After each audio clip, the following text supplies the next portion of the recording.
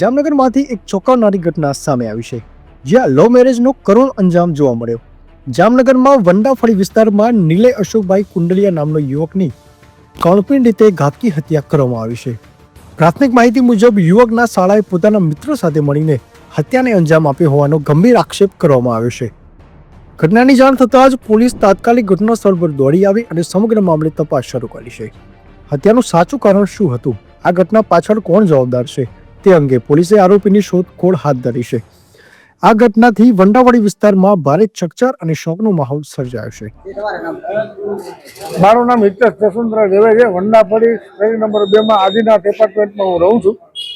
આ જે નિલયભાઈ કુંડલિયાની અંદાજિત ઉંમર 28 થી 30 વર્ષ હશે.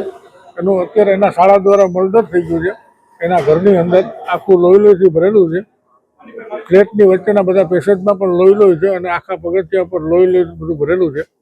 અને લગભગ 10-10:30 ની આસપાસ આ બનાવ બનેલો છે આદિનાથ એપાર્ટમેન્ટમાં. મૃતક છે એનું નામ શું છે? કેટલા? નિલયભાઈ કુંડલિયા. અને આ એપાર્ટમેન્ટમાં લગભગ 4-5 વર્ષથી લોકો રહે છે. લવ મેરેજ હતા કે શું? એના લવ મેરેજ હતા. સામેવાળા કઈ કાસ્ટના જે એમને કોઈને ખ્યાલ નથી.